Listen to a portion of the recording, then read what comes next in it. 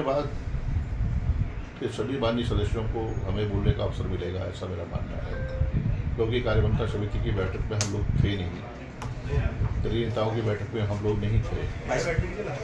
जो भी एजेंडा आज का है उसमें इसी बात का जिक्र है कि सायंकाल 4 बजे के बाद उपरांत इसमें चर्चा होगी उपलब्धियों की। तो देखिए, जाहिर सी बात है कि 25 साल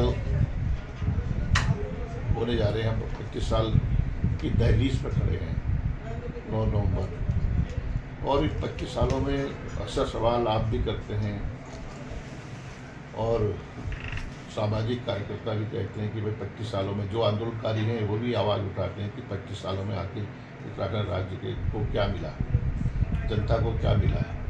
ये सवाल बिल्कुल वाजिब है। पलायन, बेरोजगारी, असंतुलित विकास, चिकित्सा, शिक्षा के क्षेत्र में हम लोग बहुत पीछे रहे। उस दौर में जब राज्य का गठन हुआ उसके पीछे अवधारणा स्पष्ट थी कि हमारी सरकार होगी, हमारा राज होगा और एक बुनियादी जो सुविधाएं वो पूरी होंगी और स्थापना के काम होंगे। तो ये तमाम मुद्दे आज जो के त्यों हैं, इसको स्वीकार करना चाहिए ईमानदारी से कि श्रद्धेय नारायण दत्त तिवारी जी ने विकास की बुनियाद रखी। नारायण दत्त तिवारी जी ने रोजगार परक योजनाएं शुरू की, औद्योगिकरण के एक नई क्रांति नारायण दत्त तिवारी के कार्यकाल में शुरू हुई। उद्योगों का जाल बुना, चाहे भादराबाद हो, चाहे सेलाकुई हो, चाहे कोटद्वार हो, चाहे पन्नगर हो, चाहे काशीपुर हो, लाखों नौजवानों को रोजगार मिला और लाखों लोगों को अप्रत्यक्ष रूप से रोजगार मिला। और जो हमारा राज्य निर्माण के पीछे जो तर्क थे कि हमारी गवर्नमेंट होगी तो जो यहाँ की पर्यटन को हम बढ़ावा देंगे, आर्थिकी का आधार बनेगा। और हमने कहा, उस वक्त कहा जाता था कि पर्यटन और ऊर्जा प्रदेश कहा जाता था, बहुत संभावनाएं दिखाई देती थी। तो नारायण दत्त तिवारी जी ने पर्यटन को बढ़ावा दिया, ऊर्जा के क्षेत्र में काम किया, जल विद्युत परियोजनाओं को स्थापित करने का काम नारायण दत्त तिवारी जी ने किया। संबोधित किया, मार्गदर्शन किया। उन्होंने जो कुछ भी बातें यहाँ पर कही है, राज्य ने जो कुछ भी तरक्की इन 25 सालों में की है उसको लेकर उन्होंने राज्य सरकार के कार्यों की सराहना की है और राज्य में जो डेवलपमेंट हुआ है उसकी उन्होंने सराहना, सभी की उन्होंने सराहना की है कि उत्तराखंड राज्य आगे बढ़ा है। एक बात उन्होंने जो कही कि आत्मोलोकन करने का भी मौका होता है, 25 साल हो रहे हैं, तो निश्चित रूप से उधर हमारी जो विधानसभा है उसका ध्यान रखेंगे।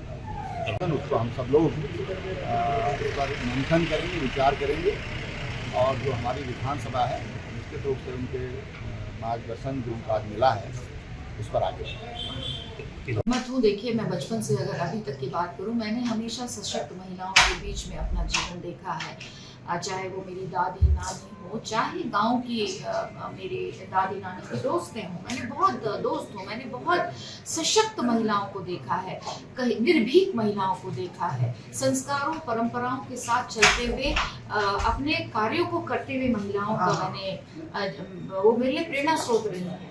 और आज भी 50% हम उत्तराखंड में हैं। उत्तराखंड की इकोनॉमी को स्टेबल रखने में, उत्तराखंड की इकोनॉमी को आगे बढ़ाने में महिलाओं का जबरदस्त भागीदारी रहती है। और मुझे पूर्ण विश्वास है, जैसे आदरणीय हमारी राष्ट्रपति महोदय ने कहा, आगे चलकर भी महिलाएं जो हैं उत्तराखंड को और विकसित कैसे करें, इसमें अगले 25 साल में खूब भागीदारी देंगे।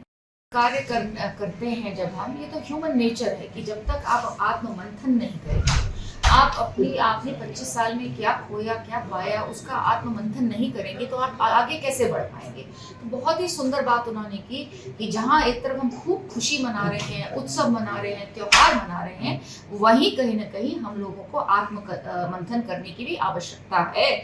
और वो इसलिए है कि अब अगले 25 साल में जब भारत 2047 में उभर कर आएगा, विकसित देश के रूप में उभर के आएगा, तब 25 साल में हम कहाँ पर होंगे, हम किस तरह से उस विकास की यात्रा में भारत के साथ जुड़ पाएंगे, इसके लिए हमें आत्मचिंतन करना आवश्यक है।